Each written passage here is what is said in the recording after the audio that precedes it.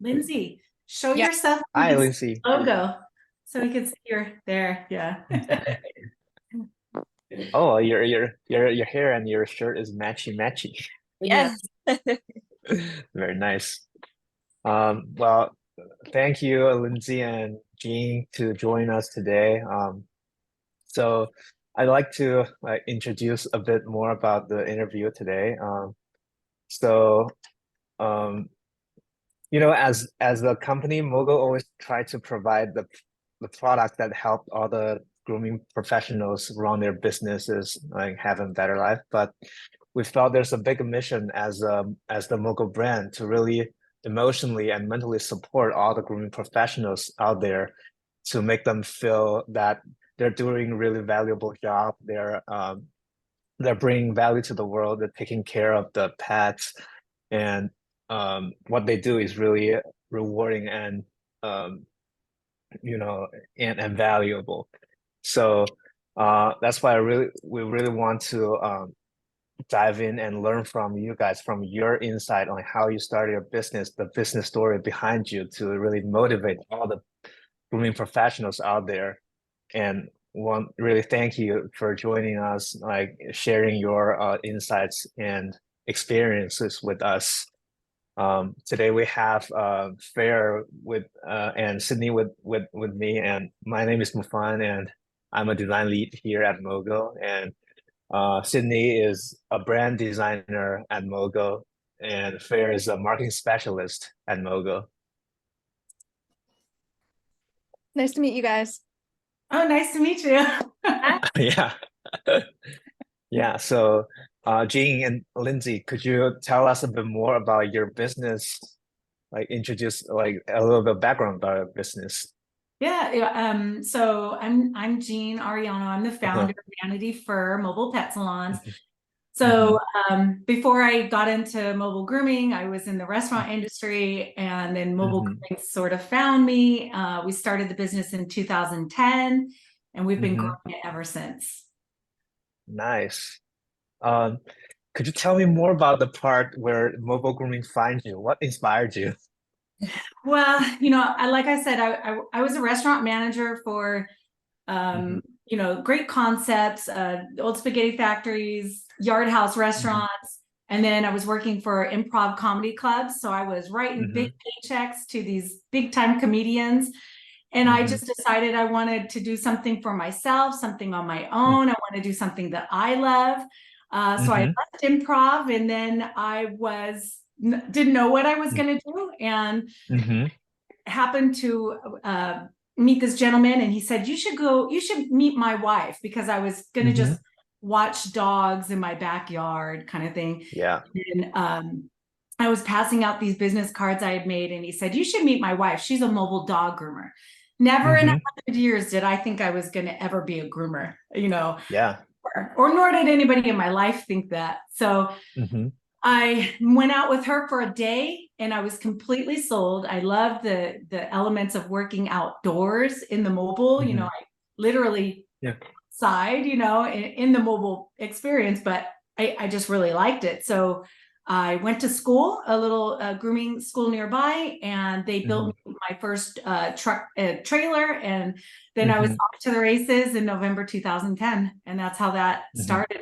And I loved it. So. That's really awesome. Like, you started as a groomer, right? Yes, I've been a groomer for, since 2010.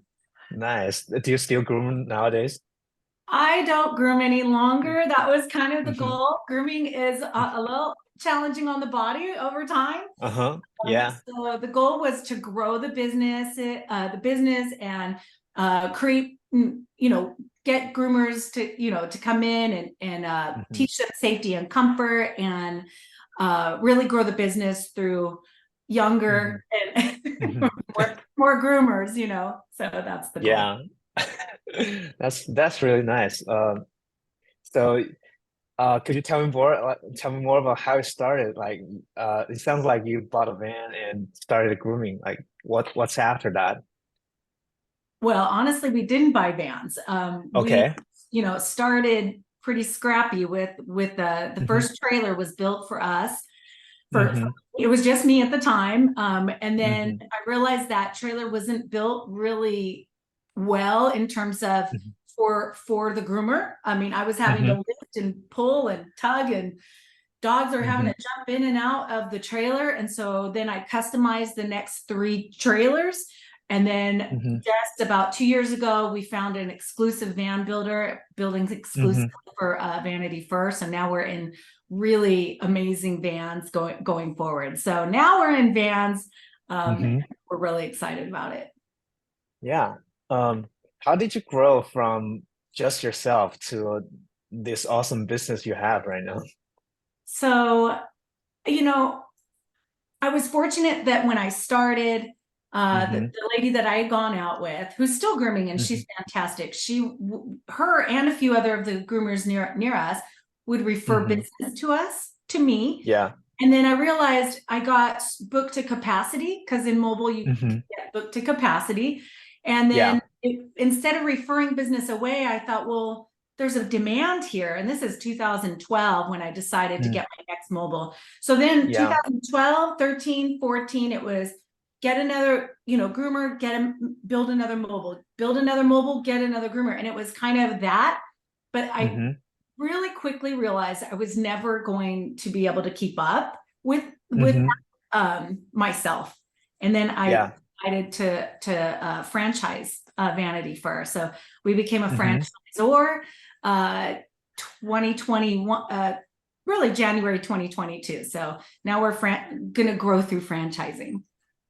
Nice. Um, can you tell me more about how do you franchise? Do you like control your franchisees, like their quality and stuff? And how do you do that right now? Well, Lindsay, who is here on the call, she's a Mhm. manager. She's been with Vanity for 9 years. And that's Mhm. all that we are currently doing, is developing the franchise system and developing what Mhm. it's going to look like for owners, for franchise owners, Mhm. um, Mhm. and how we keep the quality of what we're doing, making sure that every pet is groomed Mhm. safely and comfortably. That's like so mega important to us, and we work on it diligently every day. One Mhm. of those factors is every owner has to get our vehicle, and our vehicles have cameras in them, so Yeah, that it protects not only the dog, but protects the mm, groomer, and for protects sure. the company's reputation, therefore Mhm. protecting the industry, because our reputation, it's how Mhm. all of us are thriving, is our reputation on taking care of animals safely. So Yeah, that's awesome. What kind of words do you hear from your customers? I'll let Lindsay speak to that, because honestly, Yeah. Lindsay, she deals with it. Mhm. She's the first, on the front lines. I'm really on the back end now. She's really Mhm. running the company at this point. She talks to all the Yeah. clients. I'll let her speak to your question. Yeah. So all of our clients, since they recur, pretty much like 90% of our clientele recur every like 2, 4, Mhm. 6, 8 weeks or so. Um, Mhm. they really are our raving fans. We have 5-star Yelp reviews. Mhm. Even when we have to cancel on them, like for, whatever reason, we try not to, but if something comes up and we have to Mhm. cancel, they're the nicest. They're never upset. They're so sweet. Mhm. Because they Mhm. just know like we're usually reliable and on time, and they're just amazing, and they really do. They rave about us. Mhm. We get so many like people that try to come in and are like, I heard about you from so and so. So it is Nice. Mhm. great. Yeah. Um, so Jean, I remember that you got inspired by somebody's wife to get into pet grooming. Um, so after you actually started grooming, was there like how did your mind change, adapt to the new profession? Huh. Well, let's see. Hmm. So remember, I was improv comedy club. I'm getting paid to laugh for a living. I am, Hmm. just kind of, it was kind of a elite little position. And then when I Hmm. tell people that I used to work with, oh, I Hmm. do dogs' anal glands now, and I blow Hmm. out huskies in a hot box environment. And they thought, Hmm. you're crazy. But really, the truth was, I loved it. I loved Hmm. being with the pets. I loved that every pet was different, and every Mm-hmm. challenge, it was learning the pets and like learning how to make this bad Mm-hmm. dog Mm-hmm. better, for not just for me, because if I make this dog have a better experience, then I'm going to have a better Mm-hmm. experience, and it, just translates to the clientele. But Mm-hmm. I don't know, it's just, obviously you really have to be passionate about animals to want to do this. Mm-hmm. Some days are Mm-hmm. hard. Grooming is Yeah. hard, it's hard work, and kudos to every groomer out there, because Mm-hmm. you're doing, you know great work out there. Like, we call it God's work. That's probably, Mm-hmm. shouldn't probably say that. But there's some days where you're just like, man, if I could just get through this dog in this 1 hour, I Mm-hmm. could breathe it out. But it is a good hard day's work. And Yeah. and then these animals, they go home to their they get to be in the owner's beds, and Mm-hmm. they get to be inside. Mm-hmm. Some pets don't get that luxury, and we're happy to deliver that. Yeah, that's really nice. How did you find your passion for like being with the animals and working with pets? I mean, I didn't even have like my adult dogs yet when I Mm-hmm. decided to do this. Mm-hmm. I have my cats.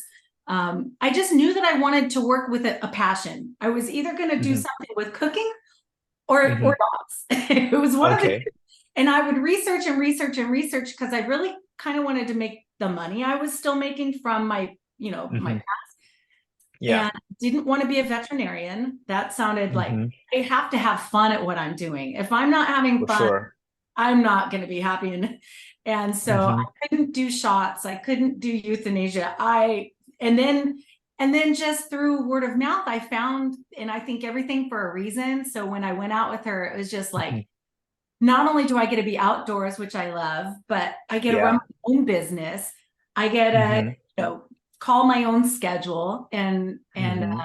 so I mean, I guess dogs and cats were always a passion before I got into grooming, for sure. Yeah, that's really nice. I mean, we at MoeGo here, everybody loves animals as well. That's our shared passion. Absolutely. I think it's so many more people. Lindsay and I were just talking the other day about, the future of the industry and the future of like the Mm-hmm. pet industry. I mean, Mm-hmm. I hate to say it, but a lot of younger generations, they're not really having the kids. They're having Mm-hmm. dogs. Yeah. I'm one of them. I didn't have children. I had a lot of dogs. And then I had businesses. And so then those were all my babies. Yeah. Nice. So uh I'm not sure it's you can still recall a lot of like grooming experience, but I'm really curious about what's the last time you felt really rewarding as a pet groomer. So I know Lindsay has her experience too. Yeah, Lindsay can share later. Yeah. I'm curious about like, both of your I, experiences. I think every groomer has them. Mm-hmm. Um, especially in mobile. I hate to say, but we get like the quote Mm-hmm. reject dogs, because in a Mm-hmm. shop it's different from mobile. They're two totally Mm-hmm. different grooming experiences. Mm-hmm. And a lot more goes into where a shop experience. A mobile is, a little less anxiety. So some of the dogs that don't do well in a shop do better in a mobile. Mm-hmm. And Mm-hmm. so for me, it's all of the dogs over all of the years that came in as Yeah. a reject, and we turn them around to be like the best dog ever. That is for Mm-hmm. sure rewarding. And then Mm-hmm. there's been a couple of times where I've seen a dog, because we go to their homes. Mm-hmm. I've seen, a few dogs in not great scenarios, and I was able to rehome Mm-hmm. from one client to another, and it was a better experience for both of them, because one didn't Yeah. know how to keep a dog very well, and the other one Mm-hmm. really did. So those were mine, but I know Lindsay Yeah. probably has a million as well. Yeah. Yeah, I would say, yeah, probably I have one dog that was used to going to a shop, didn't do Mm-hmm. well at the shop, couldn't get, the best grooms on him because he didn't do well. He Mm-hmm. was out at the shop. And then she started doing mobile Mm-hmm. with me. He was very difficult the first time, but slowly he got better over time. And now he's a really good dog. And his mom is really happy, and she loves the experience because he's just happier, you know, being groomed that way. So it is rewarding when we get those dogs that are a little more difficult for the shops, and then we can just turn them around because it's just better for them and in our environment where there's nobody else. It's just us and the dog, and it's, you know, right outside their home, and it's peaceful and quiet and nothing else is going on. So I think that's the part of being mobile. Yeah. What do you think is the reason that they behave differently in shop and in mobile vans? I can absolutely explain that. Explain it Okay. all the time. We explain it to our clients, you know, because the thing is, you put your dog, we don't look at it through the dog's eyes, you know, and forget about the cat. Like whatever I say about the dog, it goes 10 times for the cat. You get your dog into your car, you know, and not every dog goes into the car for a great experience thereafter. Oftentimes it's next is the vet, you know, and so or they just hate the car ride. So there's so much anxiety that starts when the owner just gets the dog into the car. Then they take the drive to, you know, wherever the shop is. Well, at the shop, there's lots of different scenarios. There's cars driving past, you know, they're going in. Maybe it's also a retail big box type of place where there's, you know, shopping and there's people and there's noise and they smell the other dogs and dogs smell fear in other dogs. And so that kind of just starts that, I don't know if lots of humans experience anxiety. It's a terrible thing to have to go through. And then these pets don't know what's next.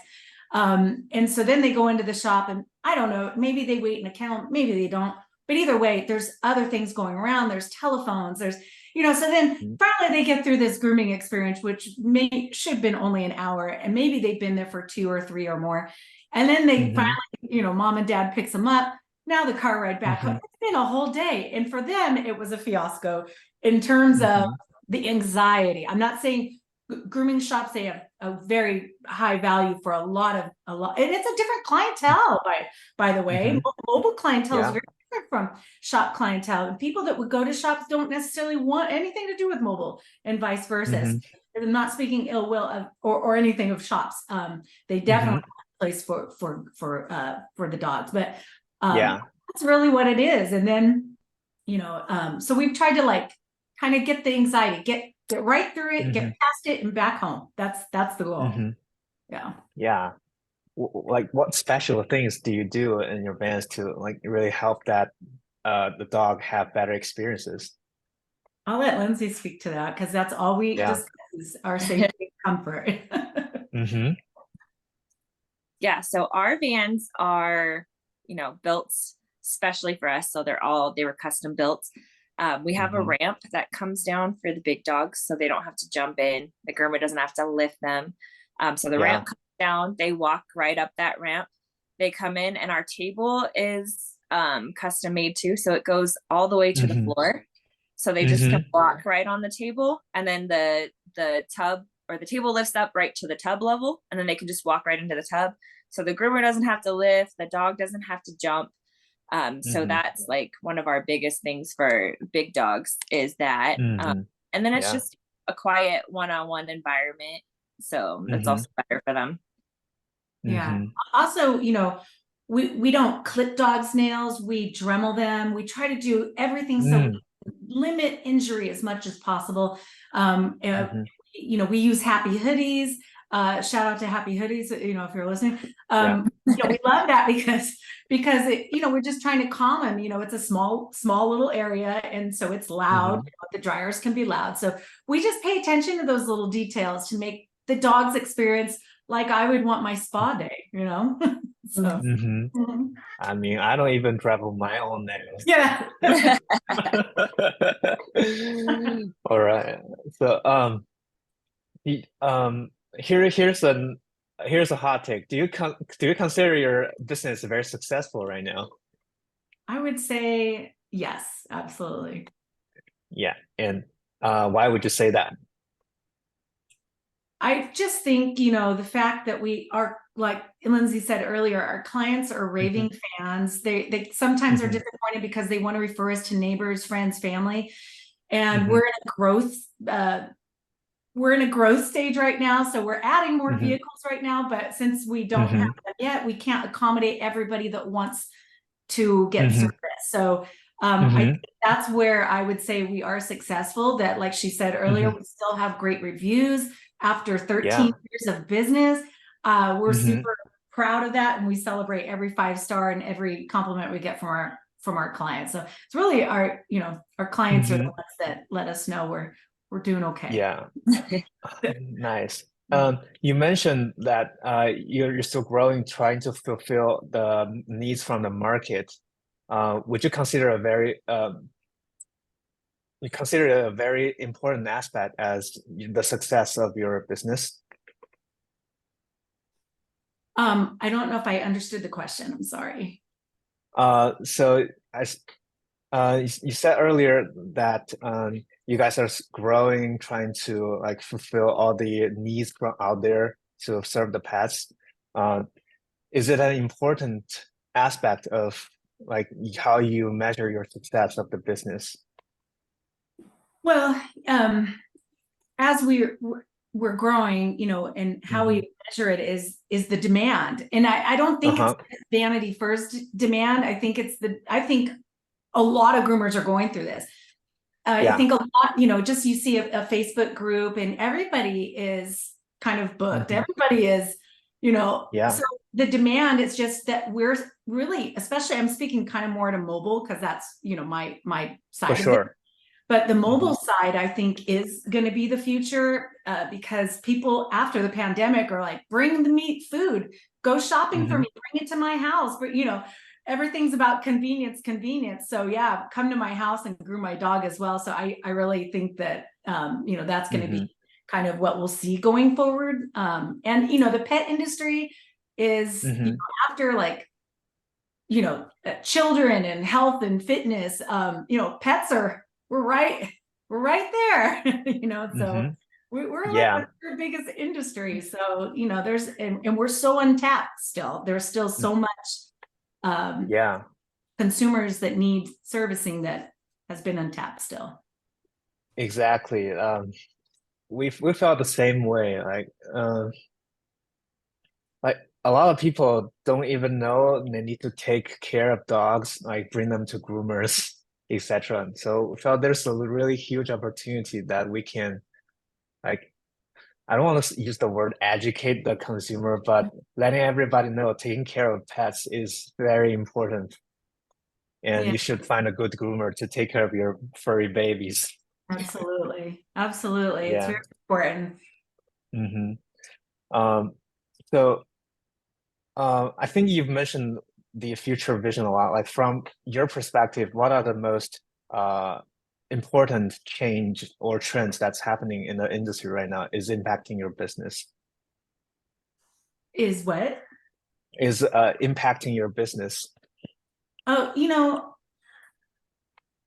like I don't know if I totally know where Mm. you're going with this one, but but I guess I'm not clear about the question. I'm sorry. Yeah. Well, we can just discuss like what important changes or trends that are happening in the pet industry right now.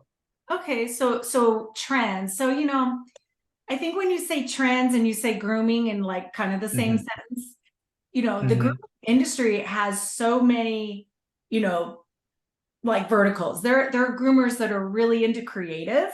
Um, Hmm. that, you know, they're like the contest groomers and they're the creative, you know, coloring and you know, it's Yeah. a different type of client that they have. And you know, I would consider that trendy for sure. I don't think it's a trend Okay. that will go away. I think people love that. But I think Hmm. the trend that I'm working towards and the vertical that I'm working towards is where the consumer demand is, and that is Yeah. clean, comfortable pets. So we are all about Hmm. riding that trend because as long Hmm. as humans want their pets inside and want them clean and comfortable, we're going to call that a Yeah. trend, and we're going to ride that trend as long as possible. Because you know, another thing is, Hmm. you know, the computers, social media, and you know, AI can't take over Hmm. dog grooming. You know, so Yeah. our skill set is, you know, a high value. So it will be a trend that will continue, and as Hmm. long as I'm alive, I hope.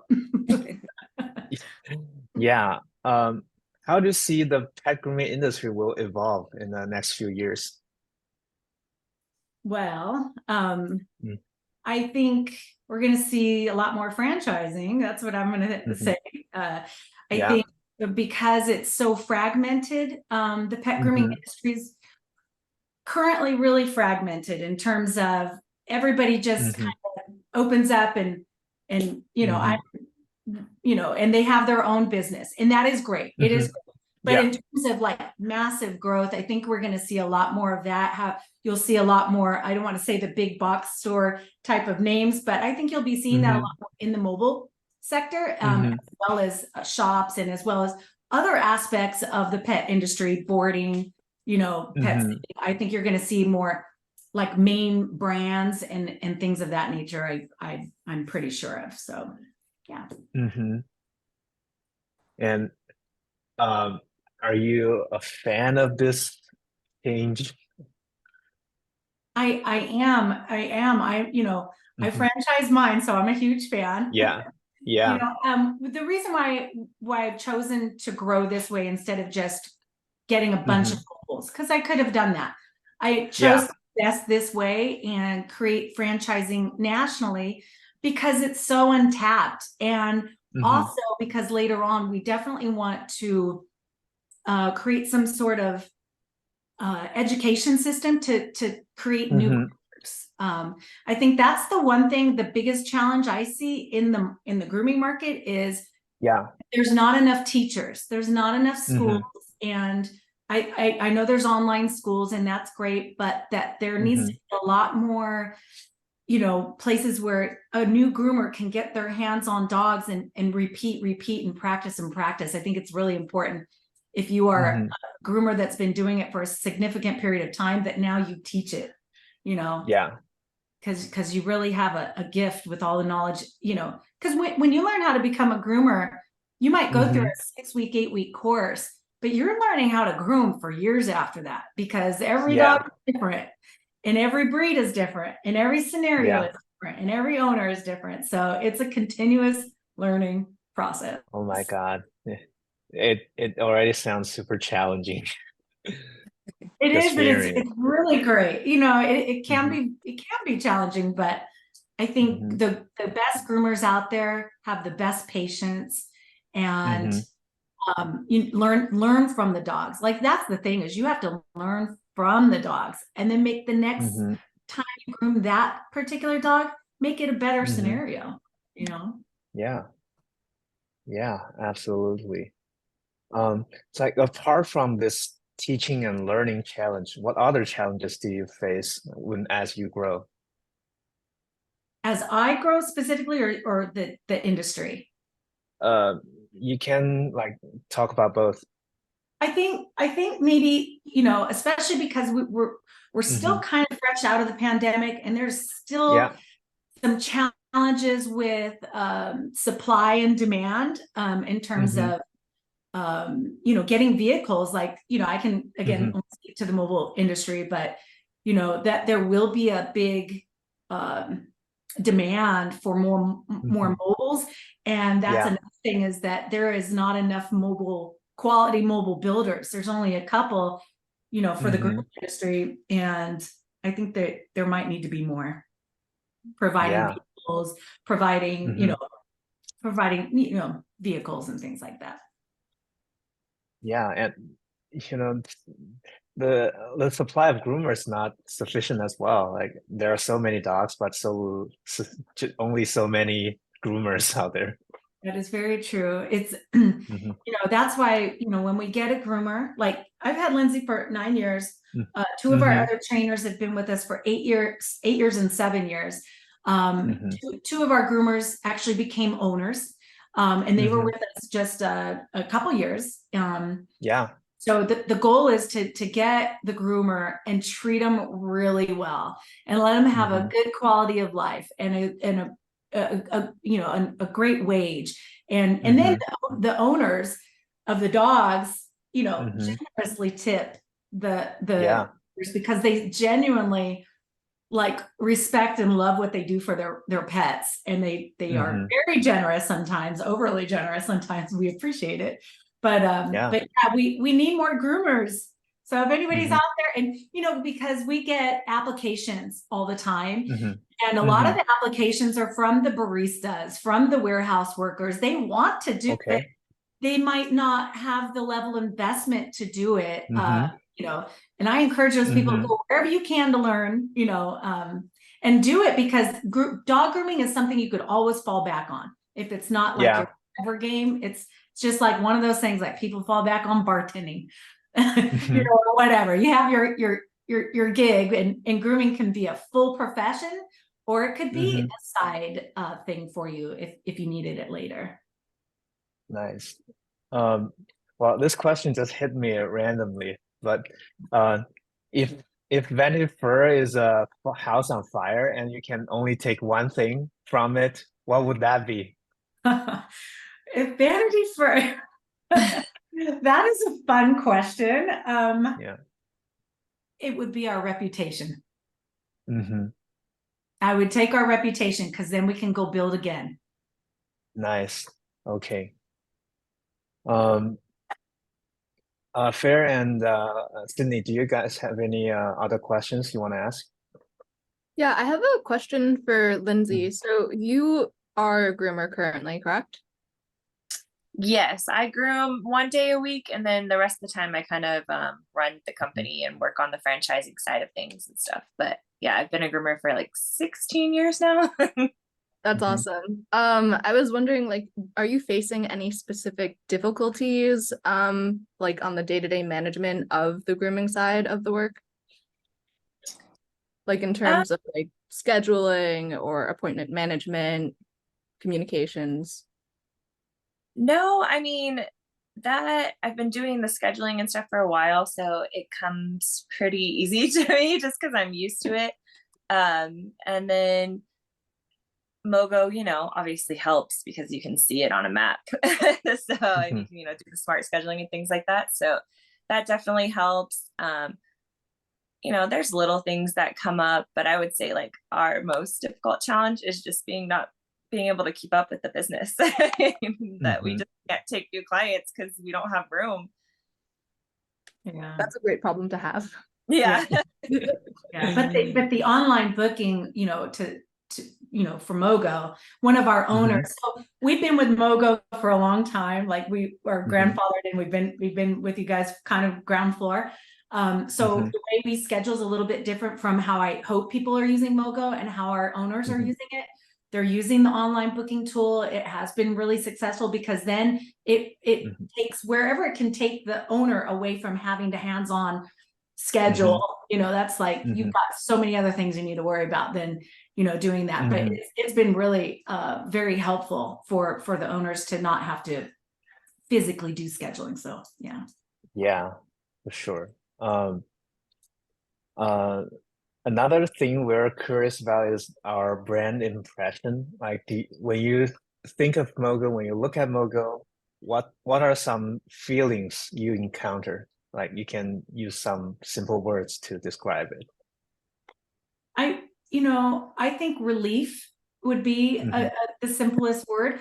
Mhm. Before MoeGo, Mhm. we were using Google Sheets and Google Mhm. Maps and Google Calendar, Mhm. and none of them spoke with each other. We had to type in every client's name. Before that, it was pen and paper, and then you had to share the pen and the cards with another groomer. Mhm. It was a calamity. So I want to say, when MoeGo came around, and it was mobile grooming specific, more or less for us. That was a Mhm. huge relief for us Yeah. to have a CRM, to have all of the communications. Everything was right there in MoeGo, and it protected us from a lot of things as well. So it was a relief. Mhm. What about Lindsay? Let's see. Convenient. That would be one Mhm. thing. Yeah, it's all right there. That is very nice to have, the messaging there, the scheduling there, Mhm. everything be in one place. So it's very convenient. Uh, I mean, there's always things that we could use to make everything there. It'd be great one day to Mhm. have all of our stuff that we use, because we have different apps for different things. So if we could one day have everything in MoeGo, that would be amazing. But yeah, Mhm. it's been super convenient for us to Mm. go from switching to like pen and paper, and then Mm. everything being disjointed to all being in one place. It's been really great. Yeah. Yeah. Sorry, what are some of the elements you said are like missing right now? Like what other apps are you using to supplement? Well, it's, I guess which apps are you speaking of? Because we use a lot of apps for our business. Yeah. Mhm. So, I don't know if they'll all be in there, one day, but just like she said, we want everything. And so we're always asking, Yeah. well, can we have more? Can we have more? But For sure. I guess what are you most proud of your business? I think if I could say what I'm most proud of is Mhm. like Lindsay, for example, she's one of them. Mhm. Mhm. The people, because I always knew that I was going to franchise and that we were going to be a national brand. I always knew it. I knew it in the back of my head. I knew I wanted to grow. Mhm. When I saw the demand, I knew it was like light bulb on, it's time to grow. How are we going to grow? Mhm. There's no way I can do it all alone. I'm one person. So I think Yeah. that I have been able to develop Lindsay and Mhm. Melanie and Cherie into like trainers, and her as a Mhm. manager. And then now she's stepping into the role into the franchise side of things. Like Yeah. when you develop the people around you, and then the other, Mhm. Sierra and Iris that became owners, like when that Mhm. starts happening, and then they develop other people and they start speaking about your brand, and everybody becomes like a brand ambassador, and because they love Yeah. where they work, that is Mhm. the golden ticket. Because you've got to love where you work, you've got to love the Yeah. people around you, you've got to have a good culture, or For sure. be closed in 30 days. So, Yeah. How did you achieve that? I think we want to learn it as MoeGo can benefit from this as well. well, you guys already have the basis. You guys are all animal loving people. So are we. Mhm. We're all the kind of people that we all, hey, you're allowed to be late for work if you're like Mhm. rescuing a dog somewhere. Okay, no problem. She Mhm. didn't show up. She was rescuing a dog. Okay. But Mhm. that we all have that as our, connection, but that we're Mhm. all somebody, even when we do our hiring process, when we go Mm. through the hiring process and a candidate that comes in, we Mm. want them to be with us for the long term. We don't just want a hot body in front of a dog. We want somebody that's going to be here for the long term, that Yeah. that understands our safety and comfort, and that's our culture. But that this is any of us would be somebody that we could sit down, have a beer and a burger with, and enjoy. Mhm. Because if you don't enjoy Mhm. your coworkers and your boss, that's Yeah. yeah. Yeah. That's for sure. Lindsay, I have a follow-up question with because you mentioned that you always knew that you wanted to franchise your business, and I guess the transition from operating as a business owner and then transitioning to be like operating the whole franchise, how did you have someone, because like you it's like you mentioned like Lindsay has been here for 9 years. Did you at the time did you have someone to lead you through the process? Where did you seek like resources and help to what helped you make the transition?